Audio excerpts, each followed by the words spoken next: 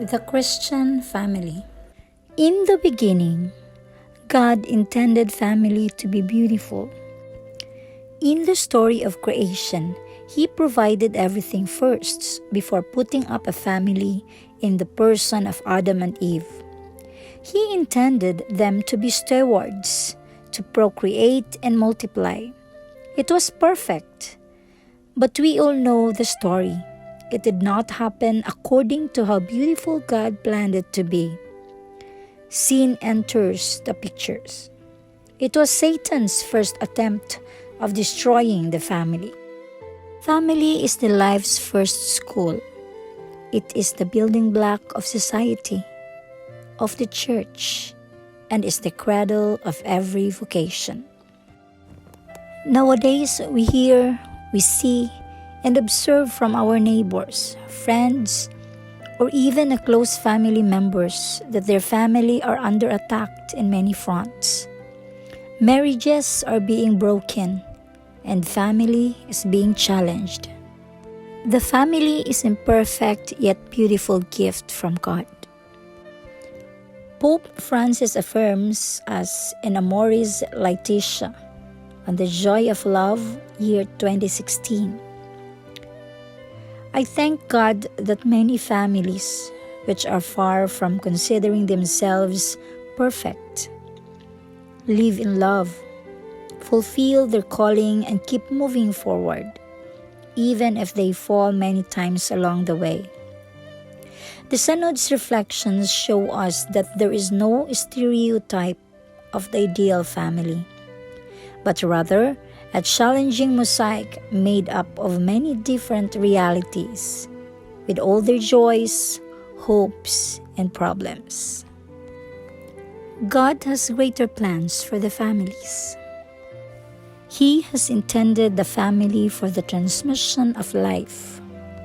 In Genesis 1 verse 27 and 28 and Genesis 2 verses 18 to 24, it says, "It made sense, therefore, that God created man, male and female, with their physiology so formed as to enable man to increase, multiply, and fill the earth. God intended man and woman to be one, not independent individuals producing babies, but husband and wife raising a family. Each family is the home of God, and its members belong to God. Parents must regard their children as children of God and respect them as human persons.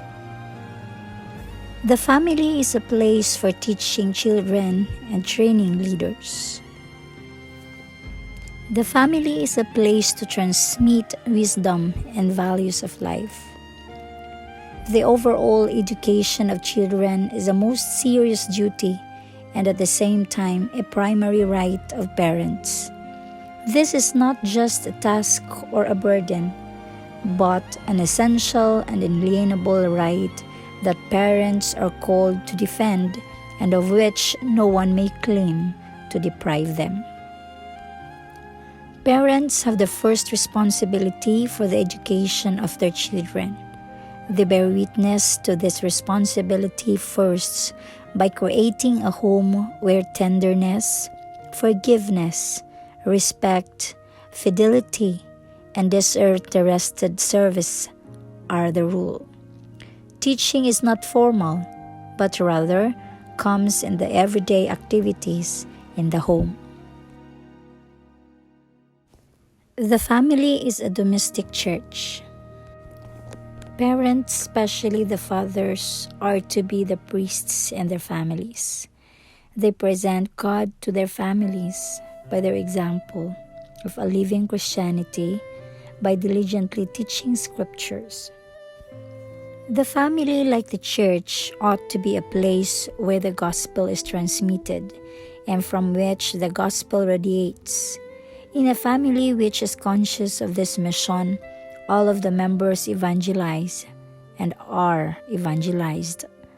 The parents not only communicate the gospel to their children, but from their children they can themselves receive the same gospel as deeply lived by them.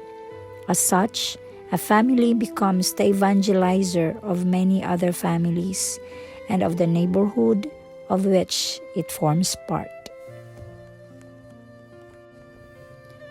The family is under attack because there is too much importance given to acquiring material possessions and having an easy and comfortable life. Parents no longer bring up their children in the discipline and instruction of the Lord. As the Ephesians 6:4 said, they look more and more to psychology as a source of wisdom for raising their children. Husbands and wives do not follow God's order for them. There is confusion of rules. Ephesians 5 verses 22 to 25 says, "Their commitment is shaky. They cannot be depended on, and the partners become insecure." Next is, the family itself is losing its importance. The pace of modern life has become very fast, making it difficult for lasting relationships to develop. The culture of busyness, where we fill our schedules with too much, thus take us away from what are essentials.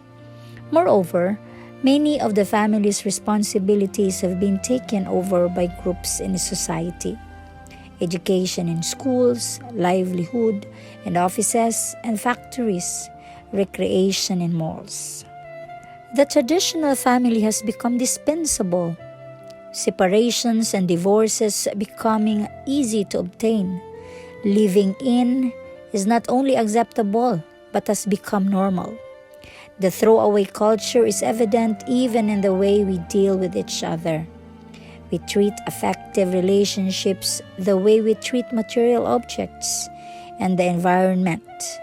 Everything is disposable. Everyone uses and throws away, takes and breaks, exploits and squeezes to the last drop. Then, goodbye. These are all devil wants to break up the family and promote many things to undermine the family. But believe that because God has great plans for the family, He wants His love and grace to overflow in our hearts and expressed in our homes.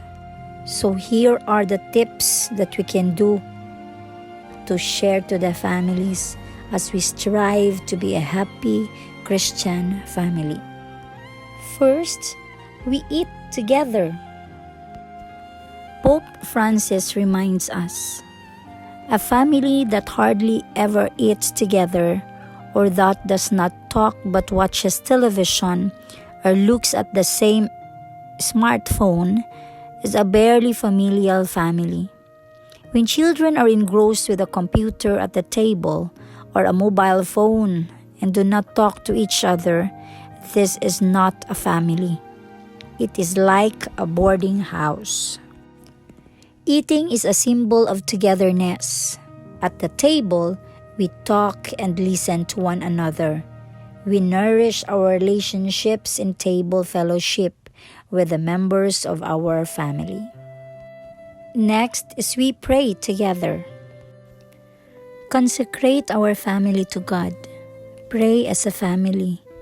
Father Patrick Peyton reminds us, the family that prays together stays together. Pray the rosary as a family. Pray over your children. Pray for healing of family members. Intercede for each other's needs. Celebrate the Holy Mass by attending regularly together as a family.